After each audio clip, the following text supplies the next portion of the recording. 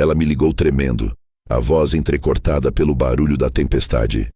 Pai, a chave não entra. Ele trocou a fechadura. Foram segundos de silêncio antes que o som da chuva abafasse o choro. Não pensei. Só peguei o casaco, as chaves do carro e saí. O asfalto brilhava sob os relâmpagos e o limpador mal dava conta da água que batia no para-brisa. Eu conhecia aquele bairro, aquela casa. Afinal, metade dela existia por minha causa. Mas naquela noite tudo parecia diferente, como se o endereço tivesse mudado de alma. Quando estacionei em frente, vi minha filha encolhida no portão, o cabelo grudado no rosto, os olhos vermelhos. A mala pequena ao lado parecia maior que ela. Pai, ele não atende. Eu bati por quase 1 hora. Toquei a campainha. 1, 2 vezes. Nenhuma resposta. Então, depois de alguns minutos, a luz do corredor acendeu e a sombra dele apareceu atrás do vidro fosco da porta. Abriu devagar, sem pressa, com um olhar que já não me reconhecia. Vocês dois não moram mais aqui, disse assim, como quem anuncia o fim de um jogo. A voz dele era calma, seca, ensaiada. Minha filha deu um passo à frente, tentando sorrir, tentando entender. Lucas, o que você está dizendo é a nossa casa. Ele balançou a cabeça cruzando os braços. A sua parte acabou. Eu não quero mais isso. Nem você, nem seu pai. Eu fiquei parado, imóvel. Não por medo, mas por incredulidade. Nunca imaginei ouvir aquelas palavras ali, na porta da casa que ajudei a erguer. Minha filha caiu de joelhos, soluçando. Ele fechou a porta, sem gritar, sem hesitar. Apenas fechou, e o som da madeira batendo pareceu uma sentença.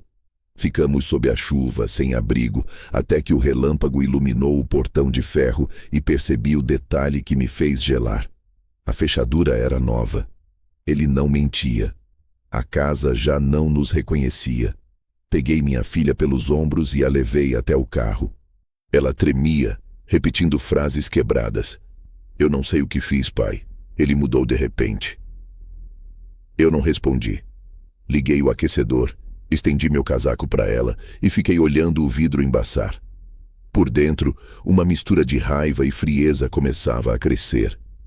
Ali, no meio daquela tempestade, percebi que não adiantava bater em portas fechadas. Já tinham decidido por nós. Era como se o mundo tivesse empurrado a gente para fora. E o pior era o silêncio. Nenhum vizinho abriu a janela.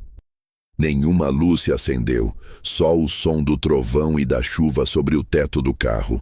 Ela adormeceu com o rosto encostado no vidro, exausta. Eu fiquei ali, parado, sem conseguir fechar os olhos. Aquela casa era mais do que um imóvel, era o símbolo de tudo que dei para ela. Eu vendi as terras da família, as mesmas que meu pai deixou para ajudar quando se casou. Lucas não tinha crédito no banco e eu garanti o financiamento. Fiz tudo em nome deles. E agora estávamos ali, como intrusos diante do que um dia chamei de lar. Por volta das 2 da manhã, a chuva cessou. O relógio do painel marcava 2h17 quando decidi dar partida e sair dali. Passei devagar pela frente da casa mais uma vez. As luzes estavam apagadas, mas havia um brilho fraco vindo da janela do quarto que era da minha filha. Alguém lá dentro, talvez ele, se movia fechando as cortinas. A última imagem que tive daquele lugar foi a sombra dele se virando de costas. Dirigi sem destino por alguns minutos, até encontrar um posto de gasolina aberto. Estacionei sob o toldo e desliguei o motor. O som do motor morrendo foi o único barulho que restou. Aquele silêncio pesado me trouxe uma lembrança. O dia em que entreguei o envelope com o valor final do empréstimo para eles. Lembro da alegria, do abraço, das promessas. Você sempre vai ter um quarto aqui, pai. Sempre. Essas foram as palavras dele, com o sorriso que agora parecia ensaiado até no passado. A madrugada foi longa. Comprei 2 cafés instantâneos na conveniência e fiquei olhando minha filha dormir, os olhos inchados, a expressão de quem perdeu o chão. Eu não disse nada. porque nada do que eu dissesse mudaria o fato. Tínhamos sido expulsos. E o pior, sem explicação, sem briga, sem aviso, apenas descartados. Às 5:pouco, o dia começou a clarear. O céu ainda estava coberto, mas o som da chuva havia virado goteira. Saí do carro e senti o cheiro de terra molhada. Foi ali, de pé no estacionamento vazio, que fiz o primeiro juramento em silêncio. Eu não ia reagir com raiva, nem pedir nada de volta. Eles tinham fechado a porta com arrogância, mas o que eles não sabiam era que ainda existia um segundo portão. O da lei, o dos documentos, o da verdade. Quando ela acordou, tentei sorrir. Vamos para a casa do seu irmão por uns dias, disse. Ela assentiu sem olhar para mim. Estava vazia, como se o coração tivesse congelado na porta daquela casa. Eu entendi. Aquilo não era só a perda de um lar, era o rompimento de tudo que ela acreditava sobre amor, lealdade e família. Voltamos pela estrada devagar. A cada quilômetro, o barulho dos pneus na pista molhada soava como uma despedida. Eu mantive o olhar firme, sem falar. Só pensava numa coisa. Se um homem é capaz de trancar a mulher do lado de fora de casa, ele também é capaz de qualquer coisa. E eu precisava entender o que havia por trás daquilo antes de agir. A casa ficou para trás, mas a imagem da porta fechando continuava presa na minha cabeça. Era como uma ferida aberta, uma lembrança que ainda pingava, gota por gota. E enquanto a cidade amanhecia, eu sabia que a tempestade verdadeira ainda estava por vir. O sol já tinha subido quando chegamos à antiga casa onde eu morava antes do casamento dela. O portão rangeu, como se reclamasse da minha volta. O lugar estava igual, simples, pequeno, com o cheiro de madeira e ferrugem misturado ao café velho da garrafa térmica que nunca saiu do balcão. Era tudo o que eu tinha, mas naquele dia, por mais estranho que parecesse, senti um tipo de alívio. Ao menos aquelas paredes ainda me reconheciam. Minha filha entrou muda, arrastando os pés, segurando o celular desligado nas mãos.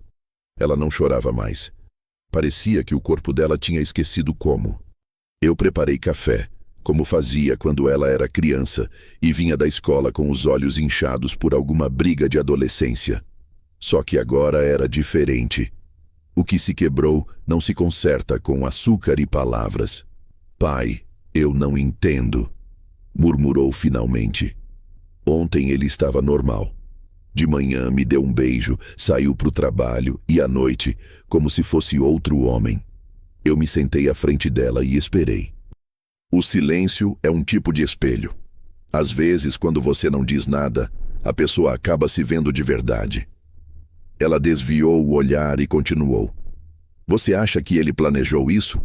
Trocar a fechadura, esperar eu chegar, deixar eu passar por aquilo? Planejou, pensei. Mas não disse. O que eu sabia, o que eu começava a sentir no fundo, é que nada na vida acontece de repente. O tipo de frieza que vi nos olhos dele não nasce num dia só. É construída, ensaiada, alimentada. Enquanto ela falava, eu via flashes do passado. O dia em que Lucas entrou na nossa vida, com aquele sorriso de vendedor, apertando minha mão com força exagerada. O jantar de noivado, ele contando histórias sobre negócios, sempre prometendo o futuro. Lembro do olhar dele quando mencionei que guardava um dinheiro da venda das terras do meu pai. O Senhor é um homem de visão, ele disse, e foi ali, percebo agora, que ele começou a me estudar. Quando se casaram, ele queria uma casa grande, para a família que viria. Eu queria só ver minha filha feliz. E quando o banco recusou o financiamento, fui eu quem resolveu. Emprestei tudo que tinha, o lucro das terras, o resto da aposentadoria e mais um empréstimo em meu nome. Fiz o que um pai faz, confia. E no papel ele disse que colocaria meu nome junto em respeito. Eu não duvidei, nunca duvidei. Mas agora, sentado à mesa, com a chuva fraca batendo no telhado de zinco, eu comecei a rever cada lembrança com outros olhos. As conversas que pareciam gentis, As promessas de "a casa é de todos", o jeito como ele sempre falava em "meu investimento". Tudo estava ali, só que eu não quis ver. Minha filha ficou horas tentando ligar para ele. Chamava, até cair na caixa postal. Depois tentou mensagens. Por quê? O que eu fiz? Me deixa pegar minhas coisas. Nenhuma resposta. Só aquele silêncio eletrônico que parece zombar da gente. Ela chorava devagar, quase sem som. Eu só observava. Às vezes, o amor é uma armadilha que a gente mesmo constrói.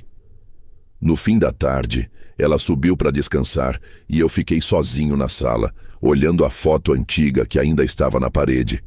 Ela com o vestido de noiva, eu ao lado, sorrindo. O tempo faz truques. Aquele sorriso agora me parecia ingênuo, quase tolo. O pior não era a perda da casa. Era perceber que fui cúmplice da própria ruína. Peguei uma pasta de couro que guardava no armário. Papéis antigos, recibos, cópias de transferências bancárias. Eu ainda tinha os comprovantes do dinheiro que passei para ele, com as datas, os valores, tudo registrado. Na época, achei que guardava por costume. Agora, percebia que guardava por instinto. À noite, ela desceu com o mesmo olhar de quem acordou de um pesadelo e ainda não sabe se está acordada. Pai, ele bloqueou meu número. Eu balancei a cabeça devagar.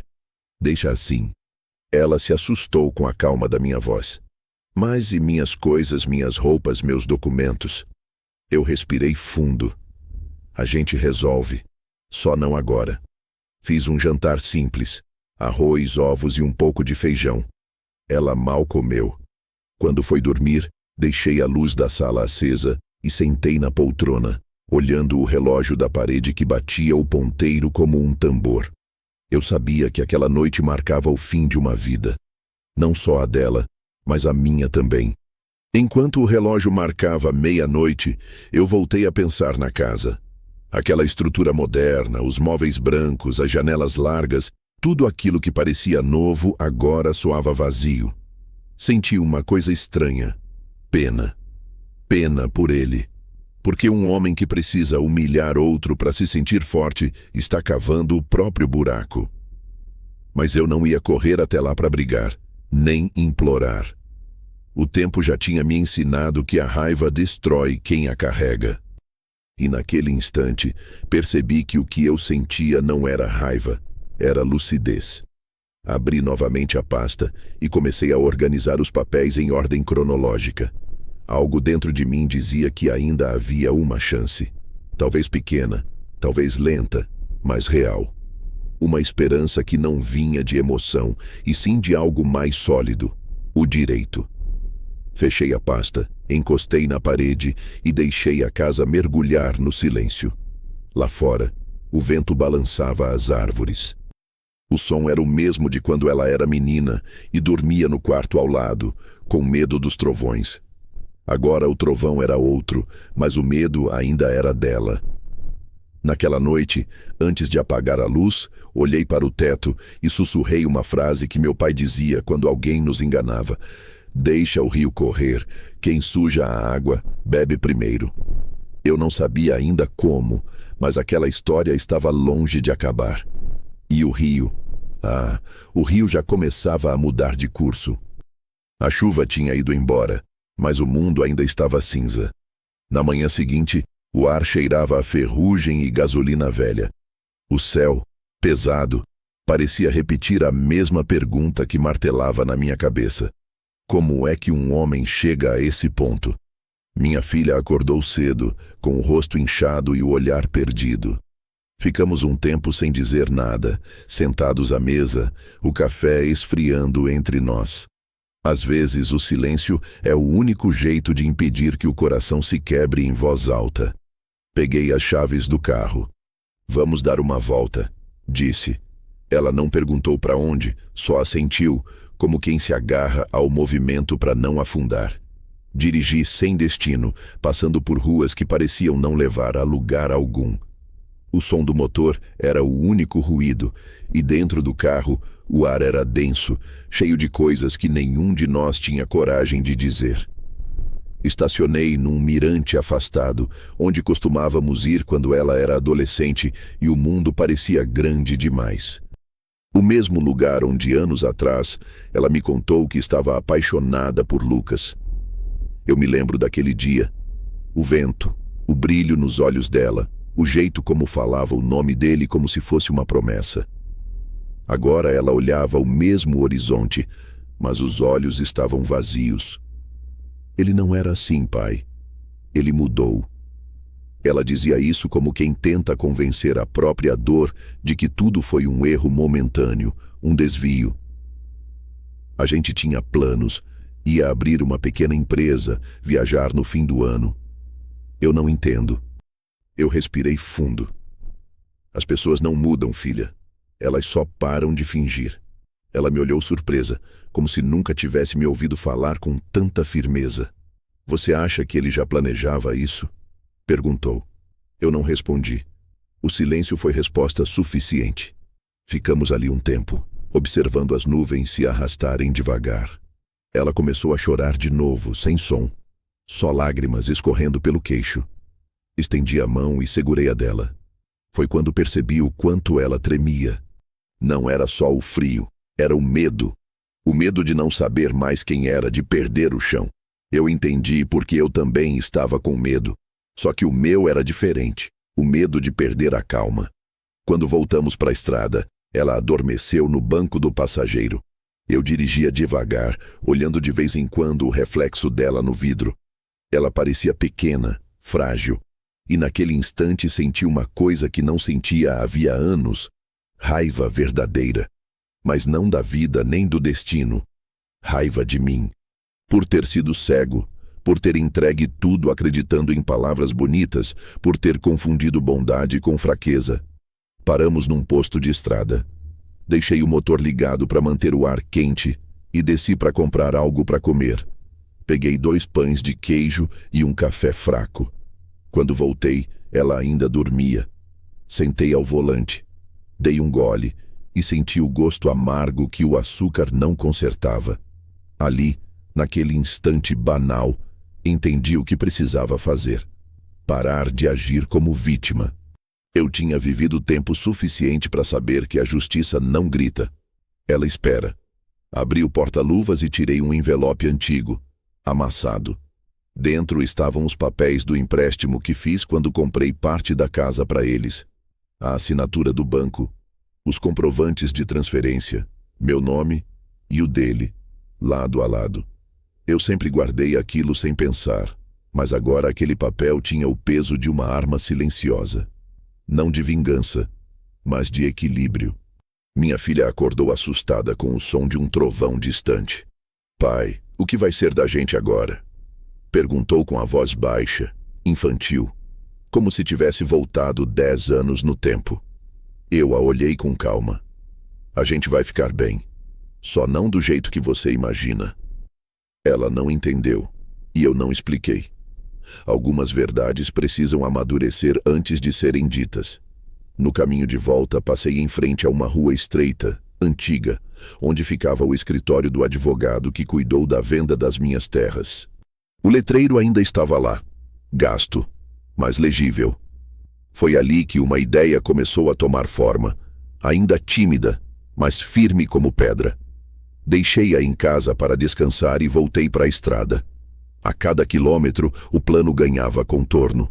Não era vingança, era reparação. Eu não ia invadir casa nenhuma, não ia fazer escândalo, não ia implorar. Ia apenas abrir as gavetas certas, assinar os papéis certos e deixar que o tempo fizesse o que sempre faz: devolver tudo ao seu lugar. Estacionei perto do rio que corta a cidade. O céu começava a se abrir e uma faixa de luz dourada rasgava as nuvens. Fiquei olhando por um tempo e pensei em como o rio não para discutir com as pedras. Ele apenas contorna e segue. Foi aí que entendi o que meu pai queria dizer quando me ensinou que o silêncio de um homem vale mais do que 1000 promessas quebradas. Naquela noite, de volta em casa, minha filha dormiu no sofá. Eu sentei ao lado dela e fiquei observando. Havia algo de sereno na dor dela, uma espécie de pureza que só existe em quem amou de verdade. E foi vendo aquele rosto exausto que eu jurei, não em voz alta, mas no fundo de mim: ela não vai pagar por minha ingenuidade. Antes de dormir, organizei os papéis sobre a mesa e deixei um bilhete sobre eles. Amanhã começamos de novo. E pela primeira vez em muitos anos, eu acreditei nisso. Na manhã seguinte, acordei antes do sol. O relógio marcava 5h20. E o silêncio dentro de casa parecia diferente. Não pesado, mas suspenso. Como se o tempo esperasse o primeiro passo. Fiquei olhando minha filha dormir no sofá. O rosto virado para a parede, os cabelos espalhados como um retrato de cansaço. Havia paz no sono dela, mas eu sabia que era o tipo de paz que vem depois da exaustão, não da esperança. Peguei as chaves do carro, o envelope de documentos e saí devagar, sem fazer barulho. O ar da manhã tinha cheiro de ferro e terra molhada. Passei na padaria, comprei um café preto e fui direto para o centro da cidade. O escritório do advogado ficava num prédio antigo, com escadas rangendo e cheiro de papel úmido. Ele ainda trabalhava lá, o mesmo senhor de terno claro, cabelos ralos e olhar fatigado. Quando me viu, demorou um instante para me reconhecer. "Seu Armando? Faz tempo, hein? O senhor sumiu." "Eu precisava ver uns papéis antigos, doutor." "Da época da compra da casa da minha filha." Ele assentiu curioso e pediu que eu esperasse. Voltou depois de alguns minutos com uma caixa de arquivos. Enquanto ele folheava, eu senti o coração bater mais rápido. Não de medo, mas de um pressentimento incômodo. Quando ele finalmente achou o que procurava, tirou uma pasta amarela e abriu sobre a mesa. "Está aqui: contrato de compra, registro de financiamento, adendo de garantia pessoal." "Adendo?" perguntei.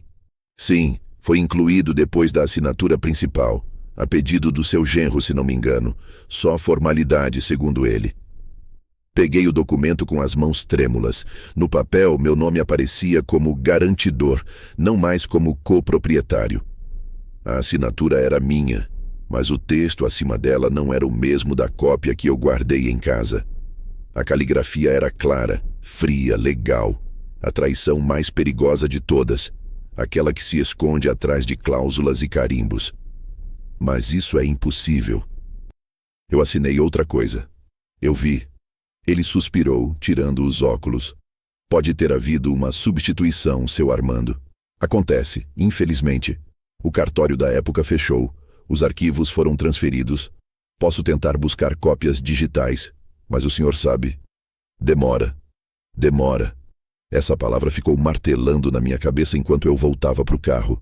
A cidade parecia mais barulhenta, mais suja, mais apressada. Gente demais correndo para lugar nenhum. E eu ali, parado, com um pedaço de papel nas mãos que me provava de forma fria e indiscutível que tinham me enganado, não só financeiramente, mas emocionalmente, com uma precisão quase cirúrgica. Dei partida no carro e dirigi sem rumo por um tempo. Parei num estacionamento vazio atrás da rodoviária e fiquei olhando o documento de novo. A letra era igual, mas o texto era outro.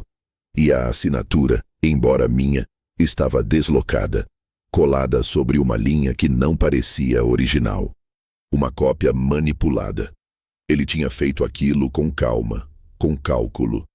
E o mais cruel é que, para conseguir, precisou da minha confiança. Fiquei ali por mais de 1 hora, tentando entender quando o erro começou.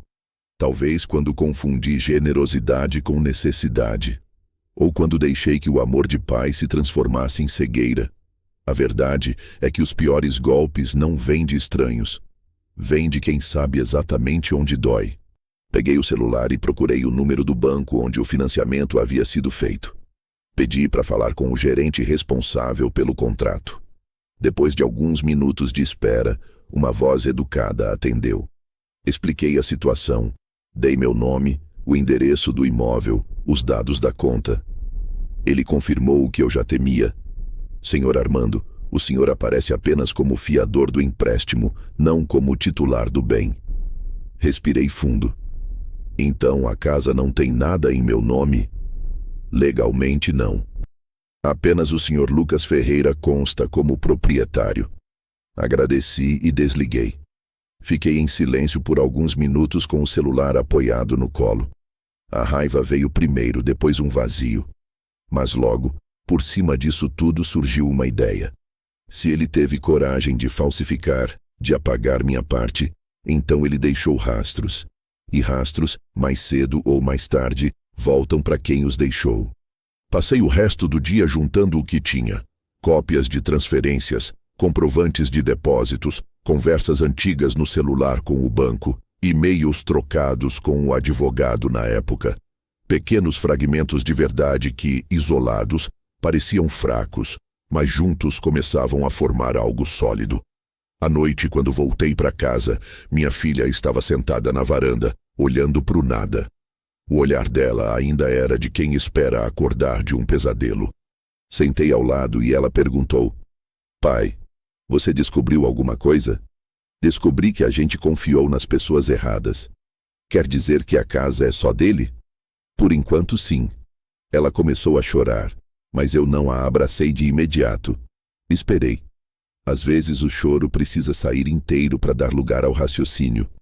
Quando ela se acalmou, falei devagar. Mas ele deixou marcas, e é por aí que a gente vai começar.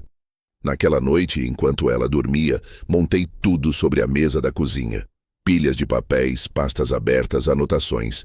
Peguei um caderno velho e comecei a anotar cada data, cada assinatura, cada valor. A dor era grande, mas pela primeira vez em dias senti algo diferente. Foco.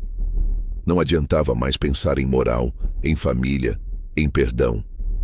Isso agora era uma questão de lógica, de direito, de justiça. Abri a janela. A lua estava alta, refletindo nos fios molhados da rua.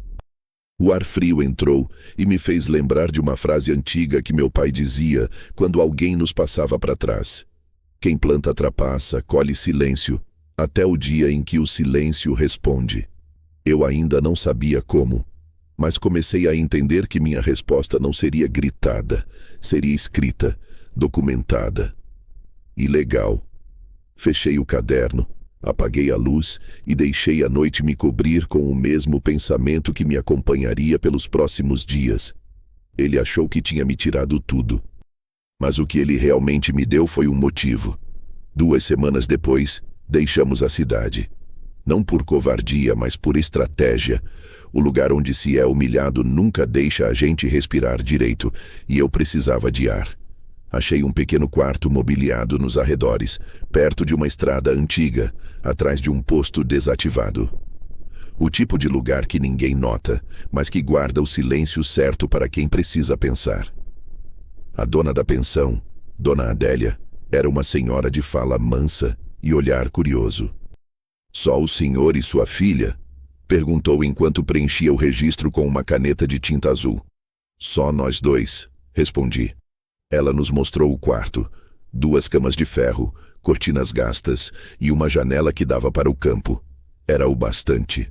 Nos primeiros dias minha filha quase não saía da cama. Eu entendia. A queda ainda estava recente. O mundo, quando desaba, demora para parar de balançar.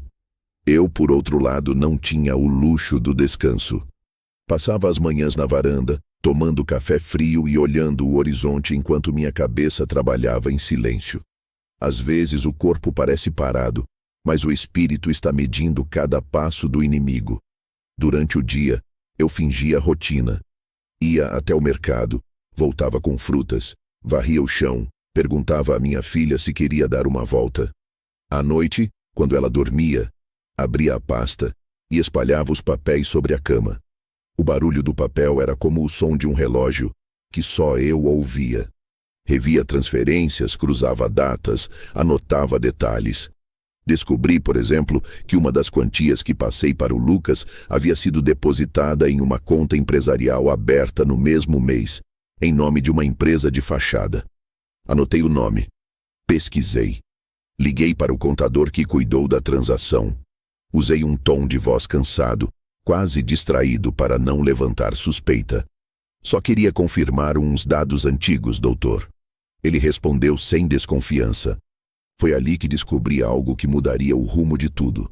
A tal empresa ainda existia. Ativa, com CNPJ em nome dele, e o endereço cadastrado era o mesmo da casa onde fomos expulsos. Fechei o telefone devagar. Senti o sangue pulsar nas têmporas. Aquele homem não apenas me enganou, ele construiu o golpe com calma, com método, como quem ergue uma parede, tijolo por tijolo, enquanto a vítima segura a escada para ele subir. No dia seguinte, voltei ao centro da cidade e procurei o advogado antigo, o mesmo do contrato. Mostrei os papéis, as anotações, os prints de extrato. Ele leu tudo com a testa franzida. O senhor tem material suficiente para contestar. Só precisa de paciência. E tempo eu tenho de sobra, respondi. Deixei o escritório com uma calma que não sentia há semanas. A raiva havia se transformado em direção. Não era mais impulso, era cálculo. A pior vingança é aquela que se disfarça de rotina. Voltei para a pensão e encontrei minha filha sentada à janela, olhando o campo. O sol se escondia atrás das montanhas e o ar começava a esfriar. Ela se virou para mim com uma tristeza que doía de ver. Pai, você ainda acredita que dá para reverter tudo? Eu me sentei ao lado e disse, acreditar eu não sei, mas provar isso eu posso. Ela me abraçou e percebi que, mesmo sem entender meus planos, ela confiava. E talvez fosse melhor assim.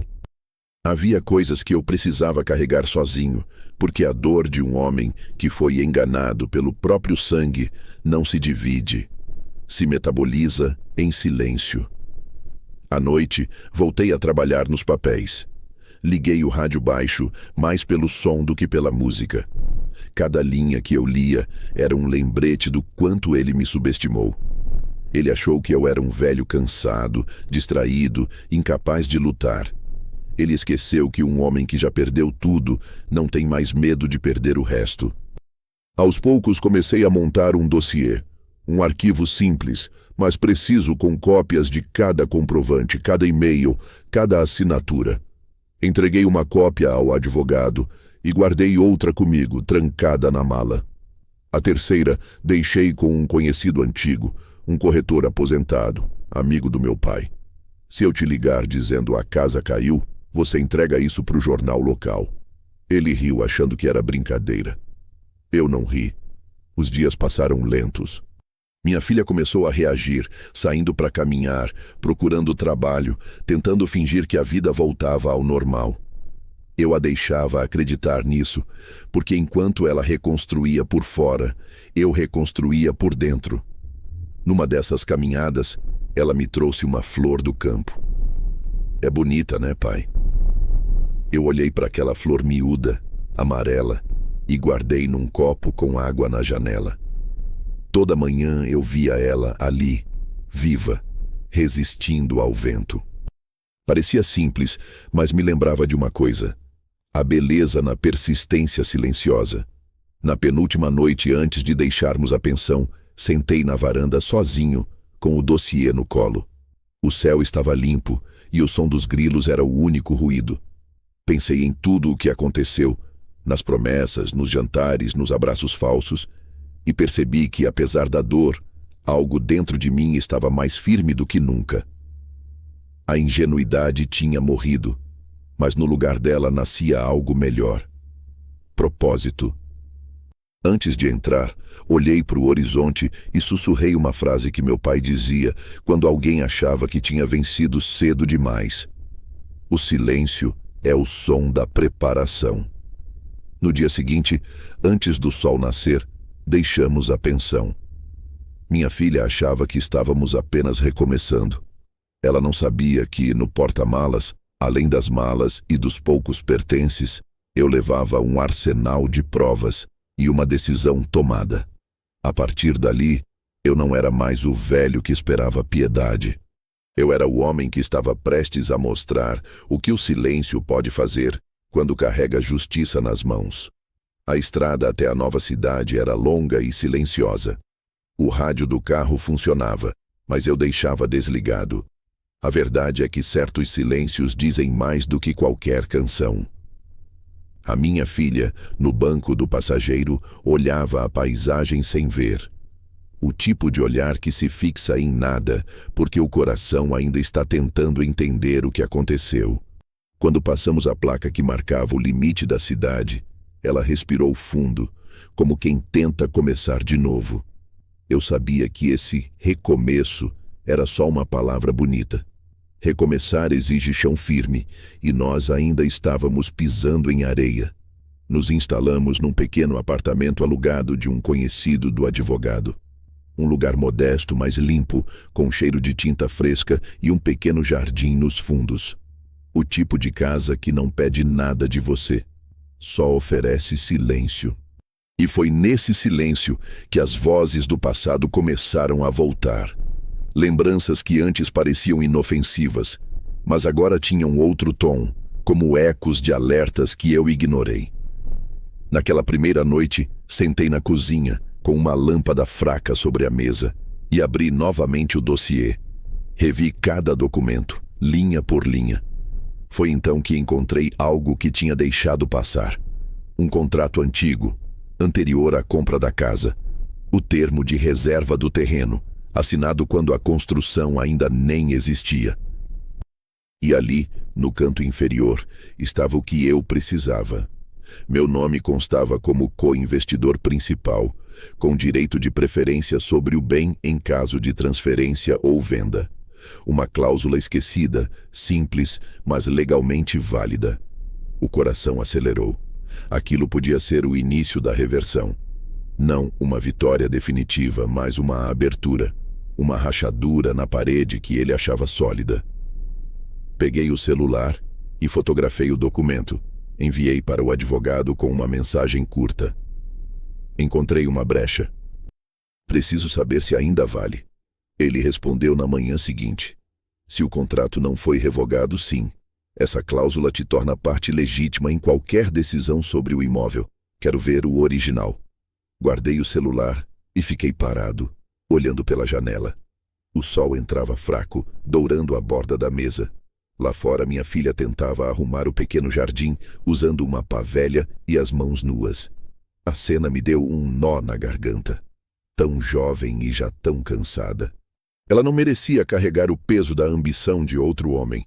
Desci e me aproximei. Deixa isso um pouco, filha. Vem tomar café. Ela sentou-se ao meu lado, respirando fundo. Pai, eu ando pensando... E se a gente deixasse pra lá? Se a gente esquecesse tudo e começasse de novo, em outro lugar? Eu fiquei olhando a fumaça do café subir devagar. Esquecer é fácil para quem perdeu pouco. Mas para quem entregou a vida inteira, esquecer é morrer de novo. Ela baixou os olhos. Você ainda quer justiça? Não, eu quero equilíbrio. Houve um longo silêncio. Então ela perguntou num tom quase infantil. E você acha que é possível? Às vezes o impossível só precisa de paciência para virar papel timbrado. Ela riu de leve pela primeira vez em semanas. Foi um som pequeno, mas me trouxe de volta uma lembrança. A risada dela quando era criança, correndo descalça no quintal, brincando com o cachorro que tínhamos. Lembro que naquela época eu prometi a mim mesmo que faria qualquer coisa para ela nunca passar frio ou fome. E agora, ali diante dela, percebi que ainda cumpriria essa promessa, mas de um jeito que nem ela imaginava. À noite, sentei na cama com o dossiê aberto. Organizei tudo, anexei o contrato esquecido e preparei um relatório completo. Enviei cópias para o advogado e outra para mim mesmo, como registro. Eu sabia que aquilo era só o começo, mas sentia que o vento começava a mudar. 2 dias depois, o advogado me ligou. Seu Armando, confirmei a validade da cláusula. Ela ainda está registrada no sistema da construtora e o senhor consta como co-investidor original. Isso te dá direito legal de impugnar qualquer decisão sobre o imóvel, inclusive alienação. Em bom português, doutor, o que isso significa? Significa que o seu genro não pode vender, hipotecar nem alugar a casa sem a sua autorização formal. E se ele o fez, qualquer contrato pode ser anulado. A notícia não me deu euforia, nem raiva. Me deu lucidez, porque agora eu sabia. A casa que ele achava só dele ainda respirava comigo dentro. Era como se, sem saber, ele tivesse construído o próprio castelo sobre o terreno de quem ele traiu. Contei para minha filha na manhã seguinte. Ela me olhou com surpresa e um fio de esperança. Então ainda há chance? Há. Mas não é hora de agir. É hora de observar. Ela franziu o senho. Observar o quê? O comportamento dele. O que ele faz quando acha que venceu.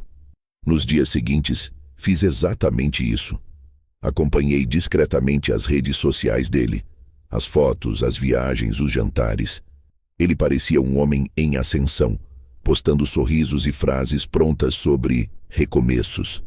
Mas o que ele não sabia é que cada ostentação deixava rastros. E eu anotava tudo. Datas, locais, pessoas. Minha filha começou a perceber minha calma e estranhou. Pai, como você consegue ficar tão sereno depois de tudo? Porque o tempo é uma faca de dois gumes. E quanto mais ele acredita que está livre, mais fundo ele corta. Naquela noite, antes de dormir, olhei para o documento novamente e sussurrei. Você achou que me apagou, mas eu ainda assino tua sombra. O vento entrou pela janela, fazendo o papel balançar sobre a mesa, e naquele movimento silencioso senti o prenúncio de que a história estava prestes a mudar de direção. Eu não buscava mais vingança. Eu buscava o momento exato em que a verdade, sem pressa e sem ruído, faria o trabalho por mim. E esse momento, eu sabia, estava chegando. O dia em que decidi agir não começou com um estalo, mas com um simples café. O mesmo café amargo de todas as manhãs, mas com um gosto diferente. O gosto de quem já não está mais fugindo. A partir dali, cada movimento meu teria um propósito. Não havia pressa, nem improviso. Só a precisão de um relógio antigo, voltando a funcionar depois de muito tempo parado. Comecei por onde o inimigo menos espera, pelo silêncio. Enquanto o Lucas exibia nas redes a vida nova, jantares, viagens, fotos com legendas de autoajuda, eu estudava. O advogado me explicou tudo, linha por linha, sobre a cláusula de co-investidor, o registro ainda ativo no sistema da construtora e as brechas que poderiam colocar o nome dele em xeque. Não precisamos de barulho, seu Armando. Só de consistência. Eu respondi. Barulho é o que faz quem não tem prova. Passei dias reunindo cada detalhe. Solicitei cópias autenticadas. Pedi relatórios bancários. E o advogado protocolou o primeiro requerimento oficial. Pedido de verificação de titularidade e movimentação irregular do imóvel. Um título longo, frio, burocrático, mas poderoso. Era o tipo de papel que entra no sistema e fica ali, dormindo até a hora certa de acordar. Enquanto isso, minha filha começou a trabalhar numa pequena floricultura do bairro. Ela voltava todos os dias com cheiro de terra e um sorriso tímido. Aos poucos, o peso no olhar dela começava a diminuir. Eu fingia que estava apenas tocando a vida, mas dentro de mim o plano crescia como raiz sob o chão. Uma tarde, ela chegou agitada com o celular nas mãos. Pai, olha isso. Era uma foto publicada por Lucas. Um jantar com investidores, taças de vinho, legenda. Tudo o que é meu, conquistei sozinho. Senti o sangue gelar, mas não de raiva, de certeza. Aquela frase seria o prego que eu precisava para fechar o caixão. No dia seguinte, fui ao escritório do advogado com o documento impresso. Ele olhou, entendeu o que eu via. Autodeclaração pública de posse. Isso serve sim. Eu assinei mais alguns papéis e deixei o resto nas mãos dele. A partir daquele instante, o processo seguiu seu caminho invisível. Notificações internas, alertas para cartório, consultas jurídicas. Nada público, nada escandaloso. A vingança silenciosa já estava em curso. À noite, enquanto eu revisava as anotações, minha filha perguntou: Pai, e se ele descobrir? Descobrir o quê? Que você está se mexendo. Sorri. Ele acha que eu tô velho demais para me mexer. O telefone do advogado tocou 3 dias depois. A voz dele vinha firme. Seu Armando, o documento foi aceito. A propriedade entrou em análise de cotitularidade. Isso significa que, por enquanto, ele não pode vender nem usar o imóvel como garantia. Fiquei em silêncio por alguns segundos. Então, na prática, ele está preso dentro da própria casa. Exatamente. Desliguei o telefone devagar. Fui até a janela e fiquei observando o movimento da rua. As pessoas passando, a vida comum, o tempo seguindo. E eu ali, calmo, sabendo que o jogo começava a virar sem que ninguém percebesse. Era uma sensação estranha, não de vitória, mas de justiça começando a respirar. Naquela noite, sonhei com meu pai. Ele estava sentado na varanda da velha fazenda, afiando uma faca. Demora para ficar no fio certo, ele dizia, mas quando fica, corta até o vento. Acordei com o som dessa frase dentro da cabeça. No dia seguinte, o advogado me avisou que o processo seria oficializado com uma visita de perícia. Uma inspeção formal no imóvel para verificar o registro físico e a titularidade. Quer estar presente? Perguntou ele. Pensei por um momento e respondi. Ainda não. Deixa ele achar que é coincidência. As semanas passaram. Lucas seguia sua vida de vitrine, achando que o mundo girava ao redor dele. Até que um pequeno detalhe começou a aparecer nas fotos. Tensão. O sorriso forçado. As legendas mais curtas. Os olhos ligeiramente cansados. Ele ainda não sabia o que estava acontecendo, mas sentia o ar mudar. E era isso que eu queria. O medo de algo que não se vê corrói mais do que o confronto aberto. Enquanto isso, eu continuava a fingir normalidade. Ia ao mercado, cuidava do jardim, consertava pequenos móveis. Minha filha achava que eu estava me distraindo, mas eu estava medindo o tempo, esperando o próximo passo. A justiça, quando é legítima, caminha no ritmo exato da paciência. Um fim de tarde, enquanto o sol se escondia atrás das árvores, o telefone tocou de novo. Era o advogado, a voz quase satisfeita. Confirmado. O imóvel está bloqueado judicialmente até que a situação de propriedade seja esclarecida. Ele não pode mover nada. E ele já foi notificado? Hoje pela manhã. Senti um arrepio subir pelas costas. A imagem me veio clara. Ele, abrindo a correspondência na sala, o olhar confuso, o silêncio pesado caindo sobre o luxo falso. Imaginei a cena e percebi que não precisava estar lá para ver. O eco já bastava. Naquela noite sentei no quintal com minha filha.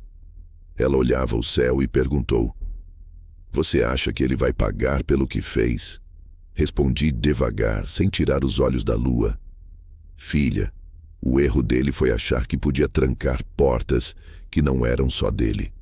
Agora é o destino quem vai bater." E no fundo eu sabia. A batida já tinha começado.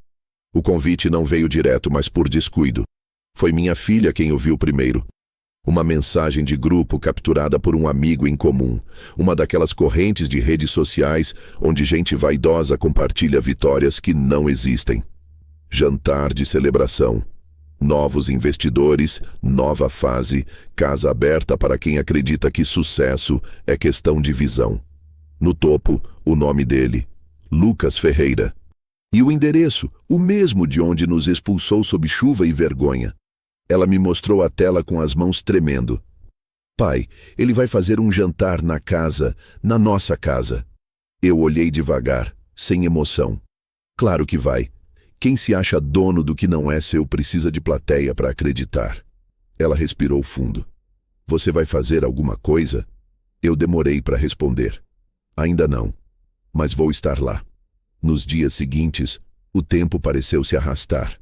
Eu acordava cedo, lia as notícias locais, mantinha contato com o advogado que confirmava.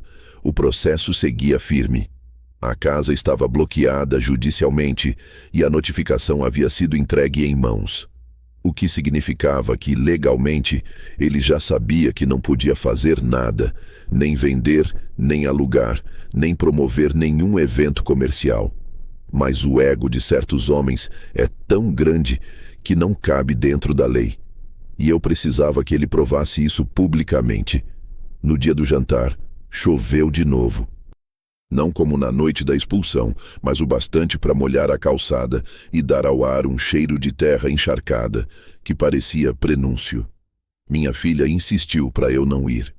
Pai, por favor, ele pode te humilhar de novo.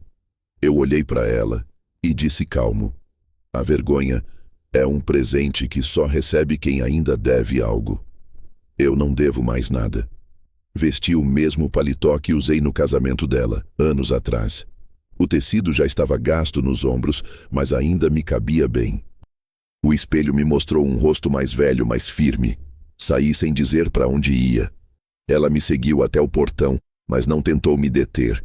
Apenas ficou ali, olhando com aquele olhar de quem finalmente entende que o silêncio de um homem não é desistência, é aviso. A rua onde ficava a casa parecia menor do que eu lembrava. Talvez fosse a memória que a engrandecia.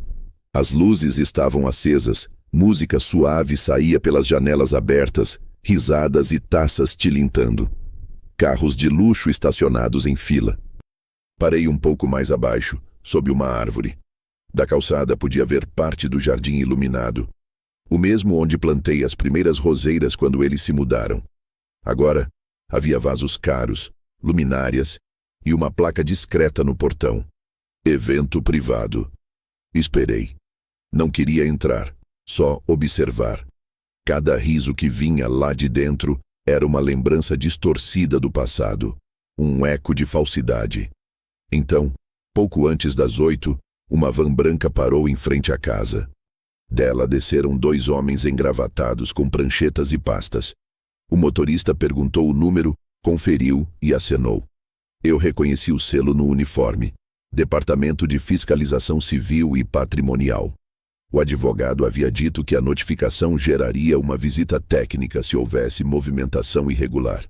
Eu não sabia que seria tão rápido, nem que coincidiria com o jantar.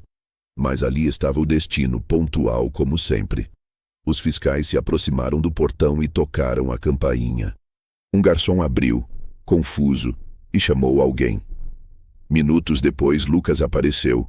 Camisa social, sorriso tenso. Fiquei observando de longe enquanto um dos fiscais mostrava os papéis. Ele gesticulava, tentava argumentar. A música diminuiu. A conversa virou murmúrio. As pessoas começaram a sair para a varanda, curiosas. E então, o momento. Ele tirando o celular do bolso, ligando para alguém. O rosto mudando de cor à medida que a voz do outro lado confirmava o que ele mais temia. O bloqueio do imóvel. Uma das mulheres perguntou o que estava acontecendo. Ele tentou disfarçar. Só um mal-entendido burocrático. Mas a palavra burocrático nunca convence ninguém. Eu via o pânico crescer no corpo dele mesmo de longe. Era como assistir uma casa de cartas desabar devagar, carta por carta. Dei 2 passos para frente saindo da sombra. Ele me viu. Por um segundo, o tempo parou. A chuva fina caía entre nós como uma cortina. O olhar dele mudou. Primeiro surpresa, depois raiva, e por fim, algo que se parecia com medo. Não disse nada, nem eu. Só levantei levemente a cabeça, num gesto de quem cumprimenta um igual. O fiscal entregou o documento final, pediu a assinatura dele e saiu com os colegas. Eu fiquei parado até que os carros da fiscalização se afastassem. A música cessou de vez. Os convidados começaram a sair confusos, uns cochichando, outros disfarçando. Ele ficou sozinho na varanda, olhando o papel nas mãos, as luzes refletindo no rosto tenso. Aproximei-me devagar, parando diante do portão. Não havia tranca, apenas distância. Ele respirou fundo. Foi você, disse, sem voz de pergunta. Eu apenas olhei. Você não podia... Isso é perseguição. Não, Lucas. Respondi baixo, mas firme. Isso é consequência. Ele deu um passo à frente, mas não teve coragem de se aproximar mais. Eu continuei. Você achou que podia apagar meu nome com tinta, mas esqueceu que certas assinaturas se gravam no alicerce. Por um instante, Pensei em entrar, em pisar naquela casa outra vez. Mas desisti. Eu não precisava mais. A justiça, quando chega, já carrega seu próprio eco. Apenas me virei e comecei a andar de volta, sob a garoa. Quando cheguei ao carro, olhei pelo retrovisor. Ele ainda estava lá, parado, imóvel, o papel molhado nas mãos. Pela primeira vez, era ele quem ficava do lado de fora. Dirigi devagar, o coração tranquilo. A cada quilômetro, a chuva diminuía. Quando finalmente parei diante de casa, minha filha me esperava no portão, o rosto tenso. Pai, onde você estava? Visitando o passado, respondi, e me despedindo dele. Ela percebeu que havia algo diferente em mim, um sossego que não se explica. Não perguntei nada, e ela também não. Só nos sentamos na varanda em silêncio, enquanto a noite se fechava. O som da chuva agora era leve, quase doce. Lá dentro, sobre a mesa, o dossiê ainda estava aberto, as páginas marcadas. Faltava apenas uma. O último capítulo dessa história que já começava a se escrever sozinho, guiado não por raiva, mas por destino. 3 semanas depois daquela noite, a cidade parecia a mesma, mas tudo havia mudado. A rotina corria com a mesma indiferença de sempre, ônibus passando, gente indo ao trabalho, vendedores abrindo as portas, e ainda assim, o ar parecia mais leve, como se o mundo tivesse finalmente acertado um pequeno desequilíbrio. O processo, segundo o advogado, avançava rápido. A perícia confirmou a co-titularidade, seu Armando. A documentação que o senhor apresentou foi decisiva. Parabéns. Eu não respondi. Nunca gostei da palavra parabéns, quando ela vem junto de algo que se conquistou com dor. O que eu sentia não era orgulho, era alívio. Um alívio silencioso, de quem viu o próprio nome voltar a existir num papel que nunca deveria tê-lo perdido. Na manhã seguinte, fui chamado ao cartório para a assinatura final. O prédio era o mesmo onde, anos antes, havíamos formalizado a compra da casa. O mesmo balcão, o mesmo cheiro de papel engordurado, o mesmo eco dos carimbos batendo. Quando a atendente me entregou o documento revisado, vi ali, preto no branco, Armando Ferreira listado novamente como coproprietário legal do imóvel. E abaixo, em letras menores, o nome dele, Lucas Ferreira. 2 nomes dividindo o mesmo chão, mas agora por obrigação da lei, não por laço de confiança. Assinei devagar. O som da caneta arranhando o papel pareceu mais alto do que o necessário. Quando terminei, guardei a cópia com cuidado e agradeci. Do lado de fora, o vento soprava quente, o tipo de calor que antecipa a chuva. No caminho de volta, o telefone vibrou. Era o advogado. Seu Armando, o juiz determinou a restrição total sobre o imóvel até segunda ordem. Ninguém pode vender, reformar ou realizar qualquer transação sem o seu aval. Além disso, o senhor agora é parte ativa do processo de revisão de propriedade. Em termos simples, doutor. Em termos simples, o senhor está de volta. Desliguei e encostei o carro num posto antigo. Pedi um café e fiquei olhando o horizonte. Não senti alegria, só uma calma profunda, quase antiga, como se o tempo finalmente tivesse devolvido o que era meu, não por vaidade, mas por justiça. Naquela tarde, o advogado me enviou um e-mail com os anexos oficiais. No rodapé da decisão, uma frase: reconhecida a copropriedade do requerente sobre o imóvel situado na Rua das Acácias, no 211. Eu li 3 vezes, Rua das Acácias, o nome que até então me queimava por dentro como lembrança de vergonha. Agora, aquela palavra não doía mais. Era apenas um endereço, um lugar que existia, mas que já não me pertencia por afeto, só por direito. 2 dias depois, a notícia se espalhou. Pequenas manchetes locais, posts em grupos de bairro, comentários curiosos. Casa de empresário entra em disputa judicial por fraude patrimonial. O rosto dele estampado ao lado de palavras como falsificação, omissão, uso indevido de crédito. Não precisei dizer nada. O próprio silêncio da internet fez o trabalho. Gente que antes o elogiava, agora se afastava. O brilho da reputação dele começou a desbotar com a mesma rapidez que nasceu. Soube por terceiros que ele tentara me procurar.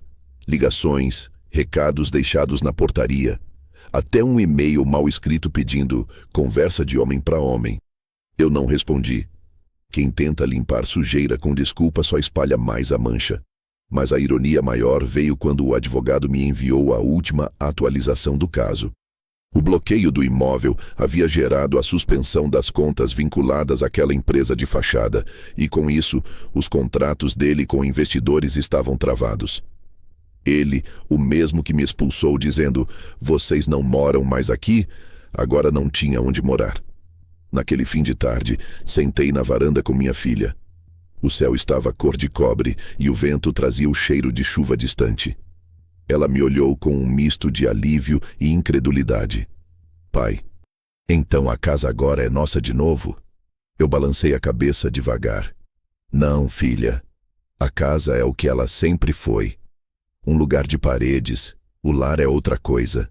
Ela sorriu, mas os olhos ainda marejaram. E o que vai acontecer com ele? O que sempre acontece quando alguém constrói castelo em terreno alheio. O tempo vem e cobra o aluguel. Ela riu fraco, e eu também.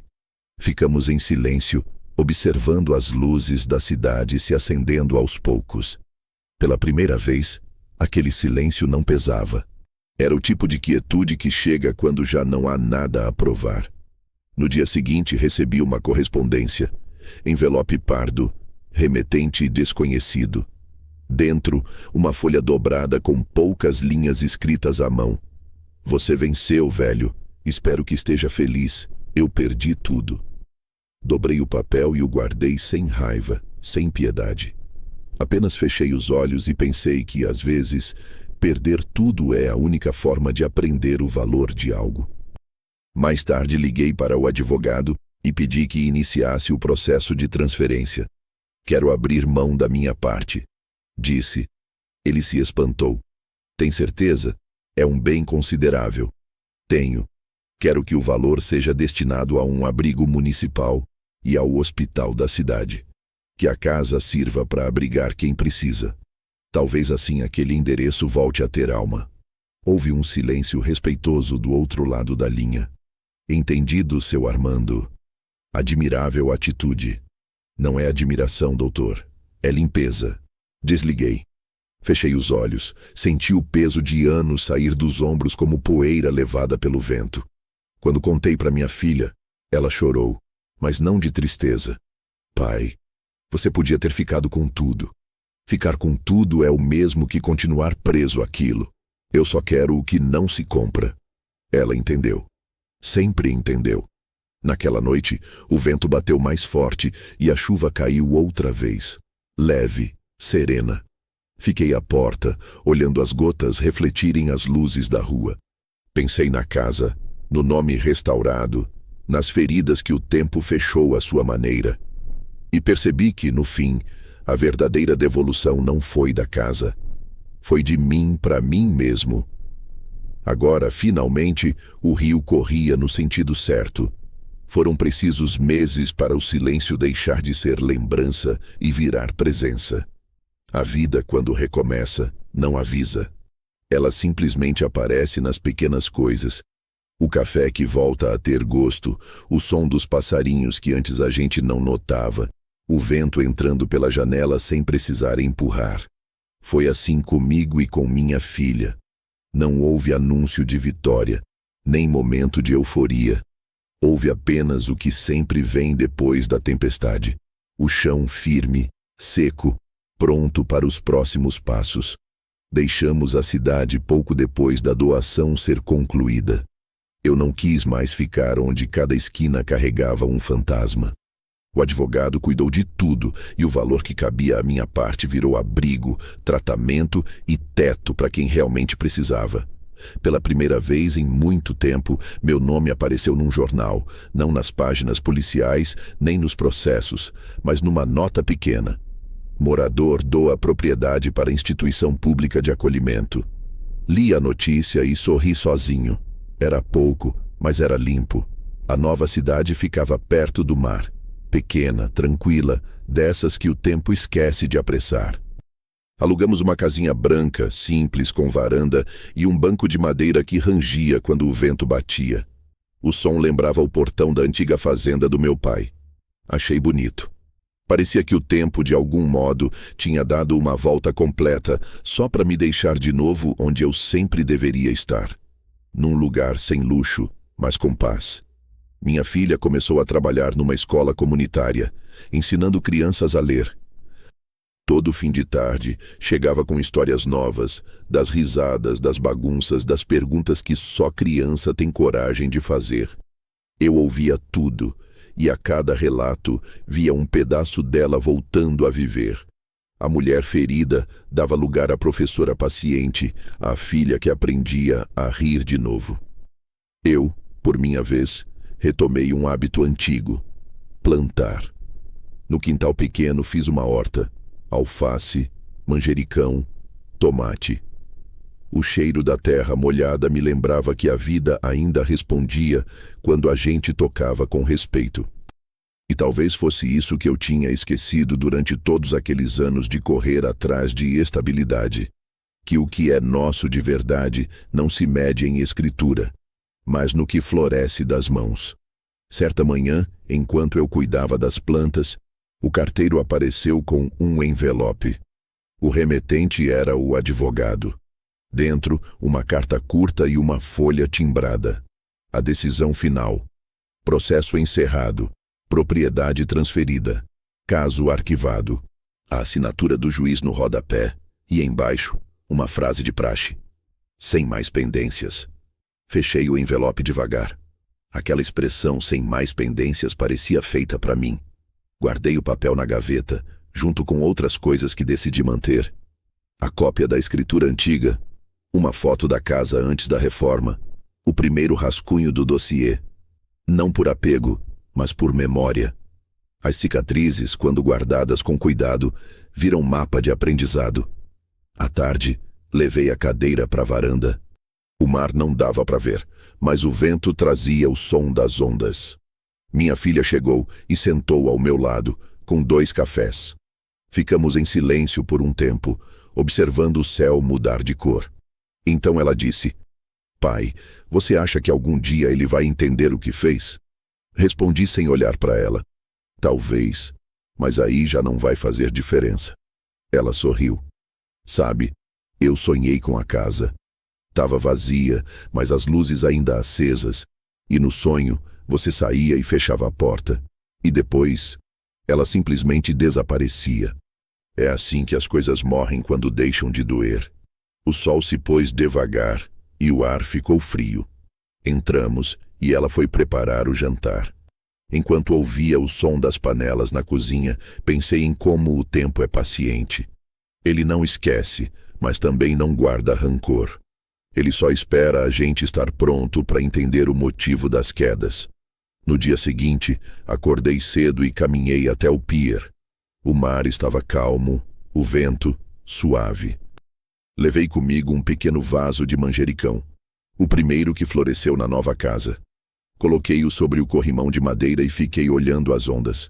Pensei em Lucas, na casa, em tudo que ficou para trás. E percebi que, de alguma forma, nada daquilo me pertencia mais. O que eu tinha agora era o bastante. Quando o sol subiu, voltei para casa. Encontrei minha filha na varanda, regando as plantas. "O que você foi fazer tão cedo, pai?" "Só devolver o que cresceu demais aqui dentro." Ela sorriu e me abraçou. Ficamos assim por um tempo, em silêncio, ouvindo os sons do bairro desperto, o cachorro latindo, o sino da igreja, o barulho das crianças brincando na rua. Vida comum. E foi ali, naquele instante simples, que entendi. O que o mundo chama de fim, às vezes é só o começo com outro nome.